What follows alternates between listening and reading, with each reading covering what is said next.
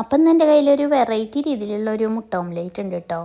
അപ്പോൾ അതെങ്ങനെയാണ് ഉണ്ടാക്കാൻ നമുക്ക് നോക്കാം. അപ്പോൾ അതിനായിട്ട് ഞാൻ 4 മുട്ടയും കുറച്ച് മുരിങ്ങയിലയും ഒരു സവോള ചെറുതായി കൊത്തിയരിഞ്ഞതും പിന്നെ ഒരു പച്ചമുളക് എടുത്തിട്ടുണ്ട് കേട്ടോ. നമുക്ക് ആദ്യം മുട്ട പൊട്ടിച്ചെടുക്കാം കേട്ടോ.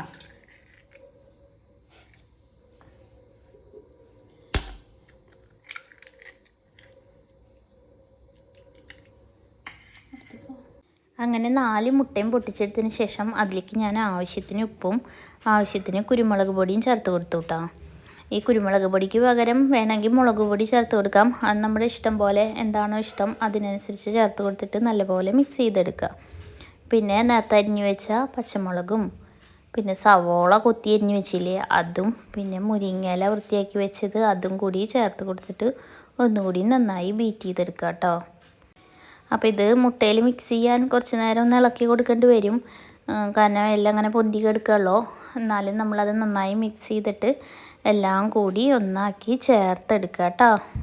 ഈ മുരിങ്ങയില കഴിക്കാൻ മടിയുള്ള കുട്ടികൾക്കൊക്കെ ഇങ്ങനെ ഉണ്ടാക്കി കൊടുത്തു കഴിഞ്ഞാൽ ഈ ഇലക്കറി അവരറിയാതെ തന്നെ അവരുടെ വയറ്റിലേക്ക് പോയിക്കോളൂ കേട്ടോ. എന്നിട്ട് ഞാനൊരു പാൻ അടുപ്പത്ത് വെച്ചിട്ട് 2 ഓംലേറ്റ് ആയിട്ടാണ് ഈ 4 മുട്ട ഞാൻ ഉണ്ടാക്കണേ കേട്ടോ.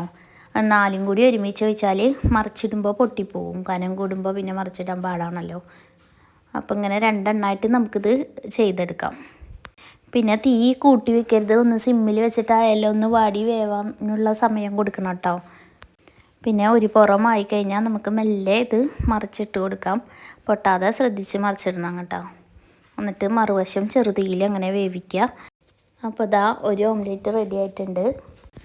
ഇതിൻ്റെ ഇല വേവില്ല എന്നൊന്നും വിചാരിക്കേണ്ട കേട്ടോ. ഇത് ചെറുതീയിലാക്കുമ്പോൾ തന്നെ ഈ മുരിങ്ങയില വേഗം വെന്തോളും. അധികം സമയമൊന്നും മുരിങ്ങയിലയ്ക്ക് വേണ്ടല്ലോ വേവാനായിട്ട്. പിന്നെ അടുത്തതും ബാക്കി മിക്സില്ലേ അതും ഇങ്ങനെ ഒഴിച്ച് കൊടുക്കുക. ഒന്ന് ഇലയൊക്കെ എല്ലാ വശത്തേക്കും ആക്കി സ്പൂൺ കൊണ്ടൊന്ന് പരത്തി കൊടുക്കുക കേട്ടോ എല്ലാ വശത്തേക്കായിട്ട്.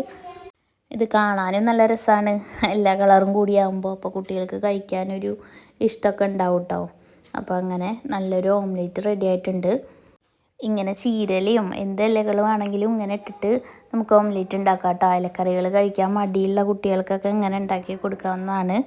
യാതൊരു ടേസ്റ്റ് വ്യത്യാസവും ഇല്ല കേട്ടോ. നല്ല ടേസ്റ്റാണുള്ളത്. അപ്പോൾ എല്ലാവരും ഇങ്ങനെ ഒന്ന് ഉണ്ടാക്കി നോക്കിയിട്ട് അഭിപ്രായം കമൻ്റായിട്ട് അറിയിക്കണം കേട്ടോ. അപ്പോൾ അതുപോലത്തെ വേറൊരു വീഡിയോ ആയിട്ട് വീണ്ടും വരാം.